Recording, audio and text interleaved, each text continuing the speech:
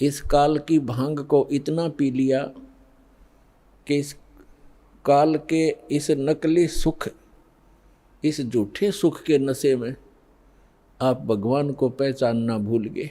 परमेश्वर कहते हैं मैं रोवत हूँ सृष्टि को, सृष्टि रोवे मोहे, गरीबदास इस वियोग को समझ न सकता कोई।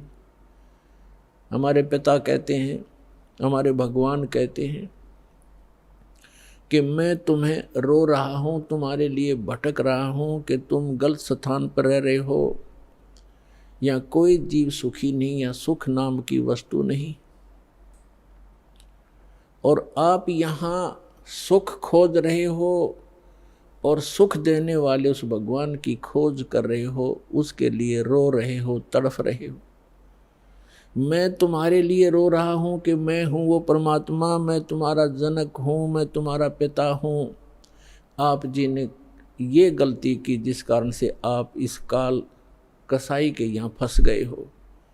किसी का बेटा मार रहा है, किसी की बेटी मार दी, कोई किसी का जमाई मर गया, किसी के कैंसर होगी, किसी की टांग कट गई, किसी को कैंसर है, कोई कोड से भुगत रहा है, और शेष बचे हुए ये सोचते हैं कि हम ठीक हैं। यदि आप रोग रहित हैं, कल मृत्यु होगी, फिर गधे बन जाओगे, तो क्या खाक ठीक हो आप? इसलिए परमात्मा याद दिलाते हैं, कबीर ये माया अटपटी, सब गट आन अड़ी, किस किस को समझाऊं, या कुएं भांग पड़ी। परमात्मा कहते हैं किस किस को समझाऊं। इस काल भगवान ने इस नकली सुख की एक कुएं के अंदर जैसे 1, 2, 3 क्विंटल भांग घोल कर डाल दे कोई, उस कुएं का जल चाहे 1000 व्यक्ति पी ले, और पीने के उपरांत उनकी एक जैसी गतिविधि, एक जैसी भाषा, एक जैसी चाल हो जाती है, क्योंकि सबको वो नशा हो चुका है। तो इस काल भगवान ने इस त्रिगुणमयी माया की इतनी मात्रा डाल रखी है आपके अंदर कि आपको इतना नशा हो गया इसका। जैसे किसी के पास बढ़िया मकान, कोठी हो जाती है, कार हो जाती है, उसको नशा है वो, और वो फूला नहीं समाता, और वो भूल जाता है बालक कल मृत्यु हो जाएगी, ये कार कोठी तेरे साथ नहीं जाएंगी, यहाँ बुद्धि क्यों नहीं आती आपकी। परमात्मा हमें याद दिलाना चाहते हैं कि इन सुखों को जहां आप यहाँ खोज रहे हो, आपको सतलोक में मिलेंगे। यहाँ तो आपने जो कार भी व्यवस्था कर ली, 36 पंगे पाक है, फिर उसमें कोई इंजन में गड़बड़ है, कोई पेट्रोल डलवाना, जेब देखनी पड़े। सतलोक में चलो, आपको विमान मिलेंगे, विमान मिलेंगे, और आपकी मन से जहाँ चाहोगे 1 सेकंड में उड़कर आप पूरा परिवार बैठकर कहीं घूम सकते हो। कोई पैसा नहीं लगेगा, आपको सब वस्तु मुफ्त मिलेंगी, सब सुख होगा, आपकी कभी मृत्यु नहीं होगी। आपका ऐसा ही परिवार वहाँ सतलोक के अंदर होगा। अभी तक ये मूर्ख बनाया करते थे नकली संत कि वहाँ प्रकाश ही प्रकाश है, चेतन ही चेतन है, आत्मा उसमें जाकर ऐसे मिल जाती है जैसे बूंद समंदर में। फिर खाक क्या करेंगे वहाँ जा करके, इससे यहीं दुख सुख यहीं ठीक है। तो उनको अकल थी नहीं, ज्ञान था नहीं, उनका सवन भाव नहीं था, क्योंकि उनकी साधना गलत थी, उनका ज्ञान गलत था। वो काल प्रेरित थे, काल के भेजे आए हुए हैं। तो परमात्मा हमें याद दिलाते हैं कि झूठे सुख को सुख कहे ये मान रहा मनमोद, ये सकल चबीना काल का, कुछ मुख में कुछ गोद। अपने आत्मा आप देख रहे हो, कहीं पर भूकंप आ जाता है, हजारों लाखों की संख्या में मानव मर जाते हैं, अन्य प्राणियों की तो गिनती ही नहीं। कहीं पर फ्लड आ जाती है, गांव के गांव बह जाते हैं, हजारों की संख्या में व्यक्ति मारे जाते हैं, और वो उन मकानों को, उन वहाँ के संसारिक सुखों को जोड़ने में सारा जीवन लगाते हैं। उनका दृष्टिकोण सिर्फ उन्हीं पर केंद्रित रहता है कि कोठी बना लूँ, कार बना लूँ, एक प्लाट और ले लूँ, 2 कोठी और बना दूँ, एक बैंक बैलेंस बना दूँ, एक फैक्ट्री लगा लूँ। उद्देश्य मनी मेक ही रहता है। परमात्मा कहते हैं तो बच्चों वाले खेल खेल रहे तुम,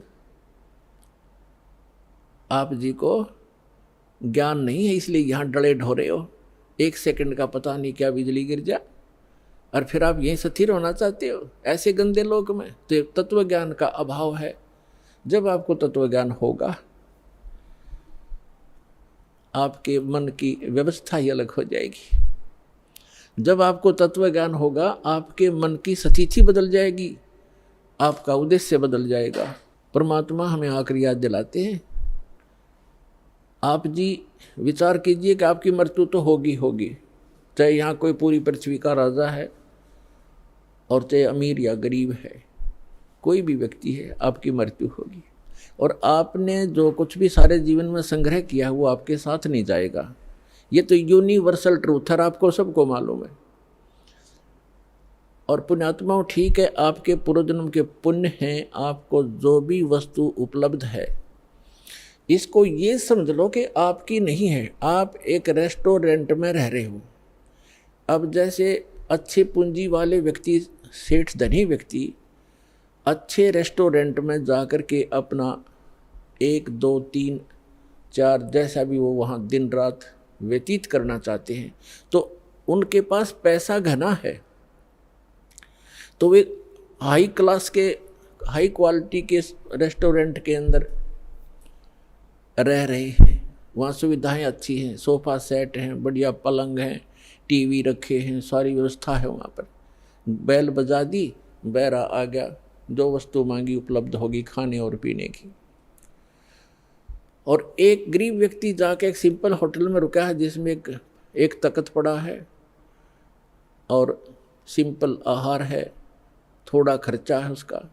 तो ऐसा ही समझ लो आप, जो गरीब है वो एक सिंपल होटल में रह रहा है, अमीर है वो बड़े होटल में रह रहा है, लेकिन वस्तु किसी की नहीं। वहाँ पर होटल में गए व्यक्ति को पता होता है कि यहाँ तेरी वस्तु कोई नहीं है, इनको प्रयोग कर सकता है, वो भी अपने खर्चे से।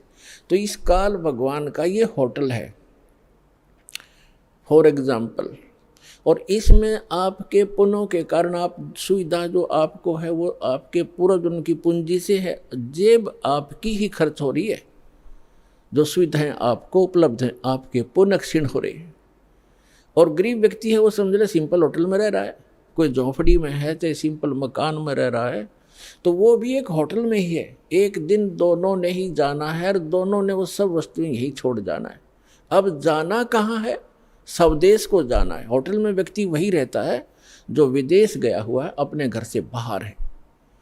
आज तक आपको यही नहीं मालूम कि हम इस होटल को छोड़कर प्रस्थान कहाँ करेंगे। आपको तो ज़बरदस्ती जब आपकी पूंजी समाप्त हो जाती है, आपका समय समाप्त हो जाता है, उस होटल से पकड़ कर बाहर फेंक दिया जाता है सड़क पे, आप कहीं जाओ। जब हम घर से बाहर चलते हैं वैसे किसी काम कार्यवश, तो जाने से पहले हम वहाँ कहाँ रुकेंगे, रात्रि हम कैसे व्यतीत करेंगे, उसकी व्यवस्था पहले करके जाते। और संसार छोड़ के जाने वाला व्यक्ति कभी सोचता भी नहीं कि मृत्यु के बाद मैं कहाँ जाऊँगा। तो वो ज्ञान अब आपको प्राप्त हो रहा है कि आप ये साधना करोगे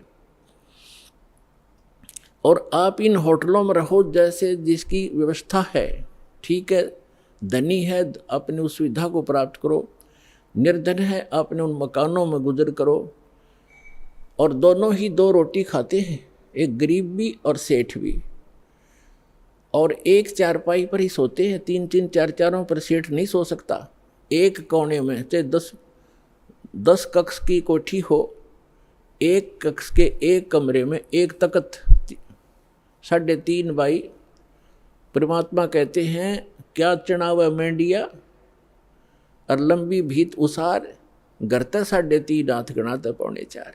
यानी आपको लेटने के लिए अपने हाथ, ये हाथ होता है इतना, प्रत्येक का शरीर अपने 3.5 हाथ का होता है, 3.5 हाथ का।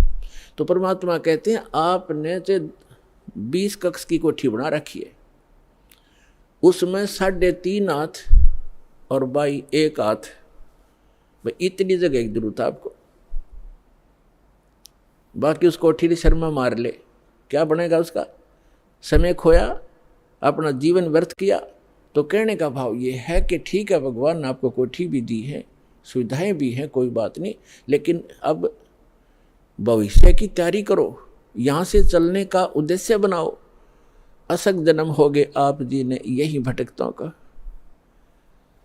अब परमात्मा हमें बताते हैं कि आप जी यहाँ इस काल कसाई के लोक में रह रहे हो, इसने आपको अपने स्वार्थवश पाल रखा है, जैसे कसाई बकरे पालता है। पुण्यात्मा, आपके ऊपर 3 गुणों का इतना जबरदस्त प्रभाव हो गया कि आप जी अपने परिवार, अपनी संपत्ति को अपना मान चुके हो, और मान चुके हो जैसे नशे में व्यक्ति चाहे कुर्डियों पर पड़ा हो गंद में, और चाहे चारपाई पे लेट रहा हो, उसको पता ही नहीं तू कहाँ है।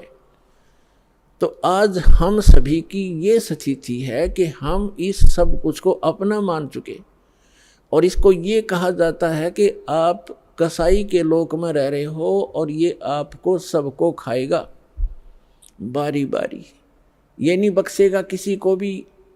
किसी परिवार के 3 सदस्य खा जाता है एक दिन में, कोई दुर्घटना से या कोई किसी और अन्य कारणों से, कोई बीमारी से, और शेष बच्चे ये सोचते हम ठीक हैं।